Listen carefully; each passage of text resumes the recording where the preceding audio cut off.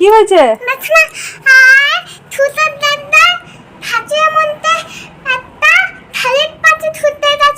পাখি ঢুকেছে? তা দেখি বন্দি করে। কই রে?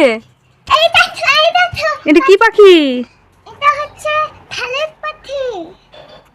ছেড়ে দাও, ছেড়ে দাও। ছাড়ো গো, পাখিটাকে ছেড়ে দাও। বস বস, তুই বস বস।